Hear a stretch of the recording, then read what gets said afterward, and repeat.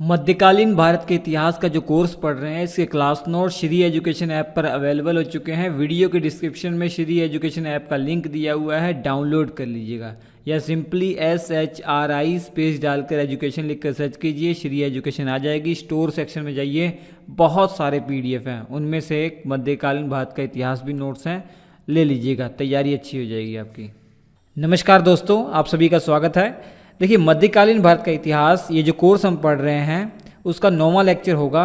पूरी की पूरी सीरीज़ आप देखिए, मध्यकालीन भारत का इतिहास आपका फेवरेट बन जाएगा, ये मैं पूरे यकीन के साथ कह रहा हूँ। मध्यकालीन भारत के इतिहास में जो हमारा सिलेबस चल रहा है, दिल्ली सल्तनत हम पढ़ रहे हैं। दिल्ली सल्तनत का जो टाइम पीरियड है हमारे इतिहास में 1206 ईस्वी से 1526 ईस्वी तक इन्होंने शासन किया। और इस दिल्ली सल्तनत में कुल 5 वंश आए थे। पांचों वंशों में से सबसे पहला जो वंश था ममलूक वंश या गुलाम वंश, वही हम पढ़ रहे हैं। आज गुलाम वंश समाप्त हो जाएगा क्योंकि गुलाम वंश के 10वें सुल्तान कैकुबाद की हम बात करने वाले हैं। कैकुबाद और इसका बेटा क्यूमर्स की भी हम बात आज ही कर डालेंगे। इससे पहले के सभी लेक्चर आपने देखे होंगे, मैं उम्मीद कर रहा हूँ, तभी आपको अच्छे समझ में आने वाला है। इसके जस्ट पहले आपने गयासुद्दीन बलबन के बारे में पढ़ा। गुलाम वंश का जो सबसे ताकतवर, सबसे शक्तिशाली, सबसे बड़ा या सबसे महान जो शासक माना जाता है वो गयासुद्दीन बलबन ही माना जाता है। गयासुद्दीन बलबन ये कैकुबाद का दादा था। कैकुबाद जो है ये बलबन का पोता था। समझ में आया कि नहीं? कैकुबाद का टाइम पीरियड 1287 से 1290 ईस्वी तक रहेगा, जबकि बलबन का टाइम पीरियड अगर आपको याद हो 1266 ईस्वी से लेकर 1287 ईस्वी तक रहता है। और ये भी आपको मालूम है कि गयासुद्दीन बलबन का एक बेटा जो था वो मर गया था, वो मंगोलों से लड़ते हुए मर गया था। उसका नाम जो था ना शहजादा मोहम्मद था। बलबन का एक बेटा शहजादा मोहम्मद 1285 ईस्वी में मंगोलों के साथ लड़ते हुए मर गया था। और दूसरा बेटा जो बुगरा खां था ये बंगाल का गवर्नर था। और बलबन को जब ये खबर आती है कि शहजादा मोहम्मद की मृत्यु हो चुकी है तो ये पूरा डिप्रेशन में चला जाता है। इसको पता था कि मैं मरने वाला हूँ, पूरा डिप्रेशन में चला गया, ये जो है शौक में चला गया। ये इसको पता था मैं मरने वाला हूँ। मरने से कुछ समय पहले इसने बुगरा खां को बुलाया, जो बंगाल का गवर्नर था बुगरा खां, उसको बुलाया और उसको बोला कि मैं मरने वाला हूँ, मैं मर जाऊँगा तो मेरे बाद जो गद्दी है, जो सुल्तान है, वो तुम बनना।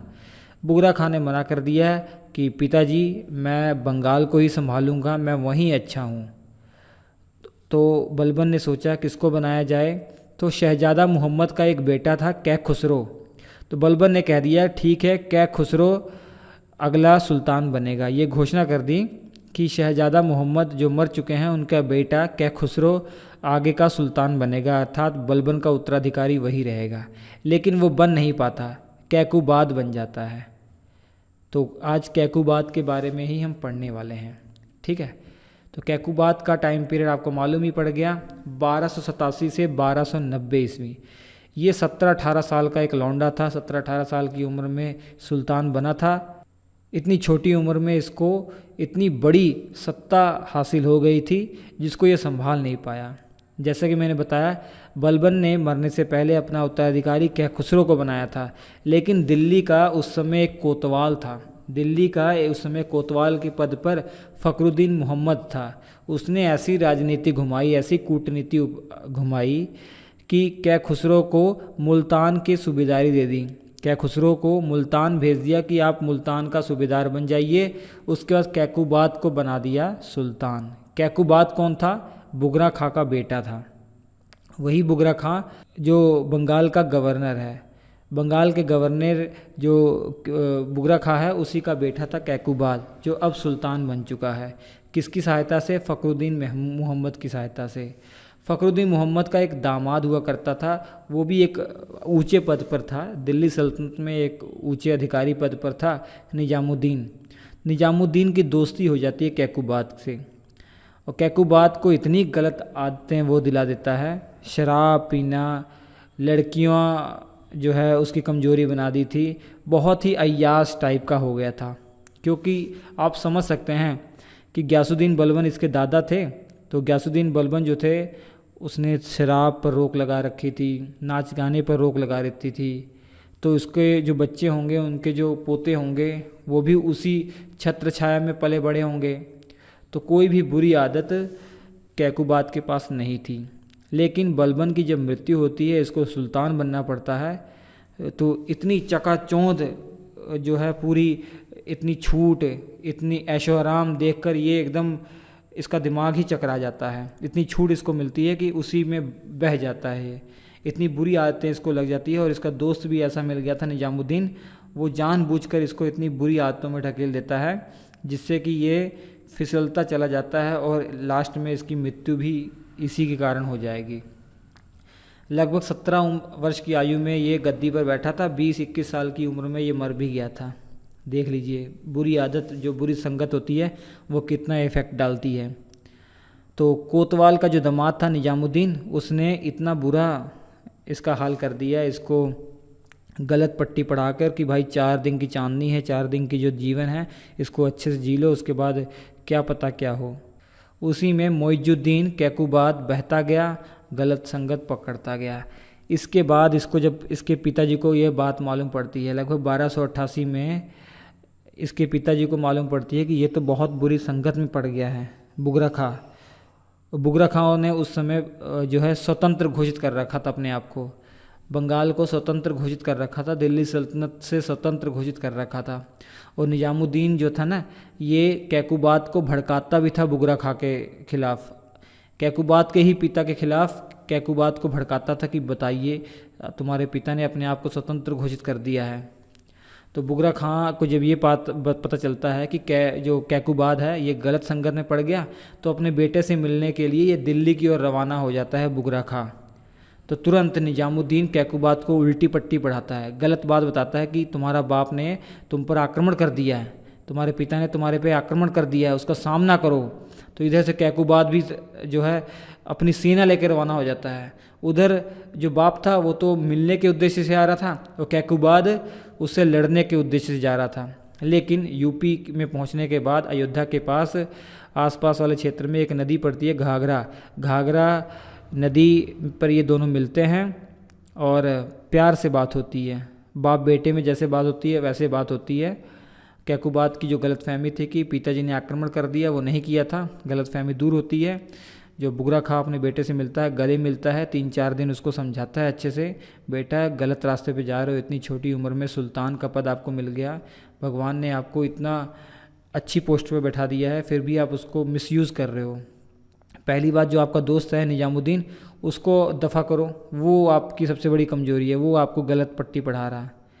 तो कैकुबाद समझ जाता है। तब जब वापस आता है दिल्ली तो निजामुद्दीन को कहता है कि भाई आपकी यहाँ से छुट्टी होती है, आप मुल्तान जाइए, मुल्तान में आपको कोई पोस्ट दी जाएगी, भले ही आप सूबेदार बन जाइए वहाँ पे जाइए। निजामुद्दीन जो था ये टाल मटोल करता है। उसके बाद कैकुबाद को गुस्सा आता है, वो जहर दिलवा देता है, निजामुद्दीन की मृत्यु हो जाती है। ठीक है, निजामुद्दीन की मृत्यु हो जाती है। 1288 में बुगरा खां कैकुबाद की भेंट हुई थी, मैंने पढ़ा दिया, ये नोट कर लीजिएगा। 1288 कैकुबाद ने निजामुद्दीन को मार दिया। उसके बाद जलालुद्दीन फ़िरोज़ खिलजी, हालांकि जलालुद्दीन ये बाद में बनेगा, अभी इसका नाम फ़िरोज़ ही आप समझिए। जब ये खिलजी वंश का संस्थापक ही है, बाद में इसका नाम पूरा जलालुद्दीन फ़िरोज़ खिलजी होगा। फ़िलहाल ये दिल्ली सल्तनत के अधीन काम कर रहा है, कैकुबाद के अधीन काम कर रहा है, तो इसका नाम फ़िरोज़ था। तो जो फ़िरोज़ था ये अभी कैकुबाद के समय में समाना का राज्यपाल हुआ करता था, समाना का सूबेदार हुआ करता है, या राज्यपाल या गवर्नर कुछ भी कहे। समाना पंजाब में क्षेत्र पड़ता है, पटियाला के आसपास का क्षेत्र पड़ता है ये। समाना वहाँ का गवर्नर नियुक्त किया हुआ था पहले फ़िरोज़ खिलजी को। ठीक है, ये फ़िरोज़ खिलजी और इसका एक और भाई था सिहाबुद्दीन, ये दोनों ही गयासुद्दीन बलबन के ही टाइम पर वर्कर थे, काम करते थे दिल्ली सल्तनत के अधीन पे, एक पोस्ट पे थे। धीरे धीरे इनका डेवलपमेंट होता जाएगा। जब कैकुबाद का टाइम पीरियड आता है तो ये समाना का गवर्नर या समाना का राज्यपाल होता है, लेकिन कैकुबाद ने फ़िरोज़ खिलजी को बुलंदशहर का राज्यपाल बना दिया। कहाँ का राज्यपाल बना दिया?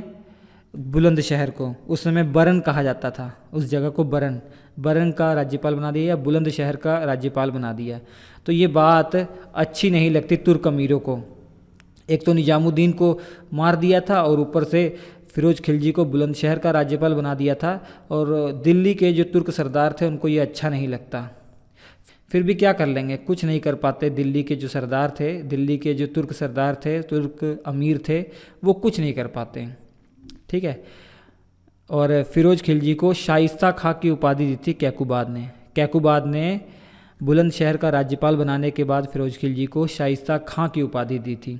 और कुछ समय बाद ये होता है, कैकुबाद छोटी ही उम्र में इसको लकवा मार जाता है, पैरालिसिस हो जाता है इसको।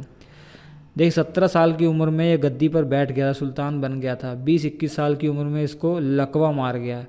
ये सब इसी की गलती के कारण हुआ था। दारू शराब में ये लिप्त रहता था, गलत काम करता था, गलत आदतें थी, तो ये हर्ज तो इसको ये भुगतना तो इसको कंफर्म था ही। तो इसको लकवा मार जाता है। तो उसके बाद दिल्ली के जो तुर्क सरदार होते हैं वो क्यूमर्स को गद्दी पर बैठा देते हैं। क्यूमर्स 3 साल का इसका बेटा था कैकुबाद का। तो क्यूमर्स के नाम पर सत्ता चलाई जाती है दिल्ली के तुर्क सरदारों के द्वारा। लेकिन जल्दी ही कुछ ही महीनों में जलालुद्दीन जो फिरोज खिलजी था, हालांकि अभी फिरोज खिलजी है, फिरोज खिलजी जो था इसने क्यूमर्स की हत्या करवा दी और बचा कैकुबाद। कैकुबाद पैरालिसिस था, ये बिस्तर पर ही लेटा रहता था। इसको एक दिन इसने चद्दर में लपेटा और कहते हैं यमुना नदी में इसमें फेंकवा दिया। दिल्ली के पास यमुना नदी जाती है ना, यमुना नदी के किनारे ही दिल्ली बसा हुआ है, तो उस यमुना नदी में इसने फेंकवा दिया। उसके बाद फिरोज खिलजी ने एक नए वंश की स्थापना की। उस वंश का नाम है खिलजी वंश। इसके बाद हम खिलजी वंश पढ़ेंगे। दिल्ली सल्तनत का दूसरा वंश खिलजी वंश, वो हम पढ़ने वाले हैं, जिसकी शुरुआत फिरोज खिलजी के द्वारा होगी। जब ये खिलजी वंश की शुरुआत कर देगा, गद्दी पर बैठ जाएगा, तब ये इसका नाम जलालुद्दीन फिरोज खिलजी होगा। ठीक है। जब तक ये काम कर रहा था गुलाम वंश के अधीन, तब तक ये फिरोज ही था इसका नाम। बाद में जलालुद्दीन फिरोज खिलजी पड़ेगा। तो आपको पूरी कहानी समझ में आ गई होगी, कोई डाउट नहीं होना चाहिए। इस तरीके से गुलाम वंश का अंत होता है। इस पूरे गुलाम वंश में कोई भी प्रश्न आपसे पूछा जाएगा, मुझे पूरी उम्मीद है आप आसानी से बता पाएंगे, क्योंकि है कुछ नहीं, बहुत ही आसान है। ठीक है। हम आपसे मिलते हैं अगले एपिसोड में, लेकिन इसके जो क्लास नोट्स है वो ज़रूर ले लीजिएगा, क्योंकि बिना क्लास नोट्स के अच्छी तैयारी और रिवीजन आप नहीं कर पाएंगे। क्लास नोट्स लेने के लिए श्री एजुकेशन ऐप डाउनलोड कर लीजिए, वहाँ पर अवेलेबल है, ना कि कीमत के बराबर है। Thank you.